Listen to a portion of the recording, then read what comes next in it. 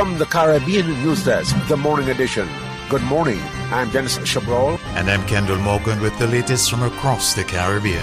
Belize police are distancing themselves from the latest round of infighting in the opposition United Democratic Party UDP, which saw a splinter group taking over the party's headquarters building on Monday.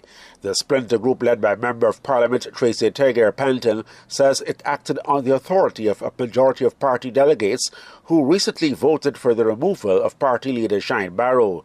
Barrow, however, claims he's still the legitimate leader of the party and has sought the police intervention in the matter.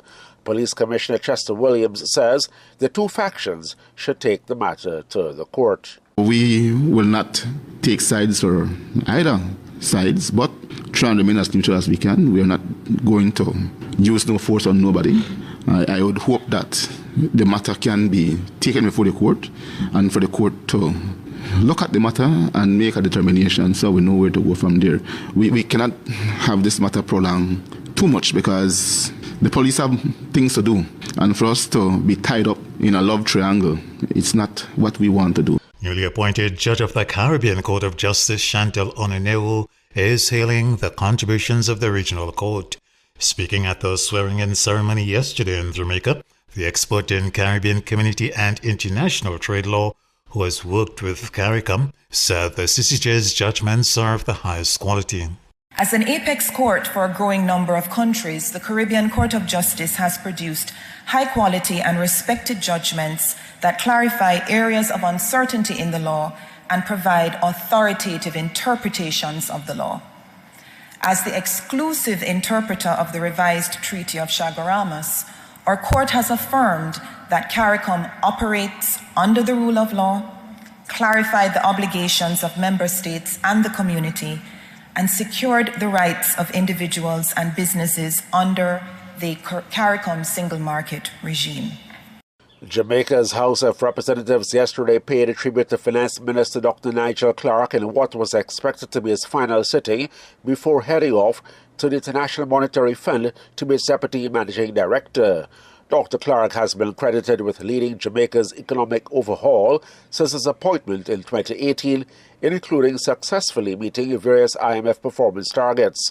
Yesterday's tributes included a positive send-off from the leader of opposition business in the Parliament, Philip Paulwell. The member has served with distinction. We have had reasons to disagree.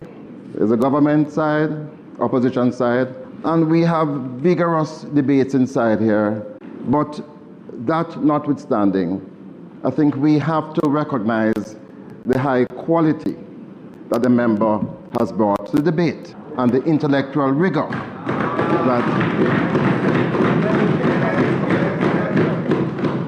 And Jamaica's Prime Minister Andrew Holness has been boasting that his government has been able to create political space to implement an International Monetary Fund IMF economic reform program.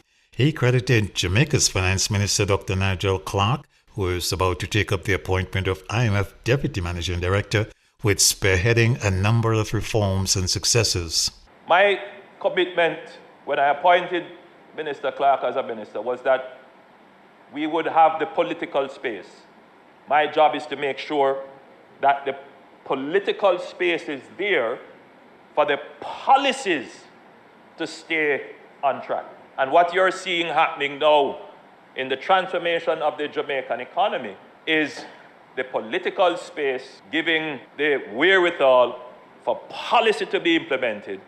And now we are seeing the dividends.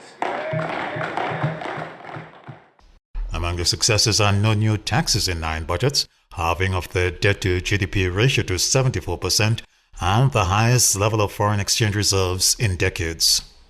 The Premier of the British Virgin Islands, Dr. Natalia Wheatley, says eventually the population of that UK dependency will have to increase.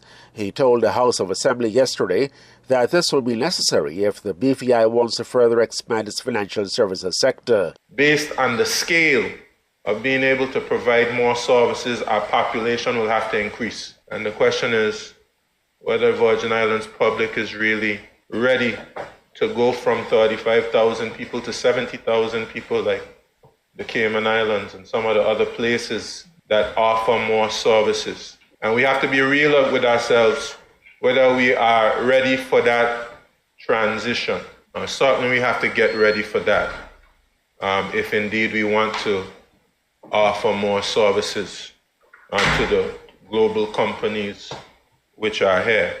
The BVI Premier says BVI will have to decide on the advantages of introducing income tax and the corporate tax. This has been the Morning Edition from the Caribbean News Desk. You may contact us by phone or WhatsApp on +592 700 9293. Thanks for listening.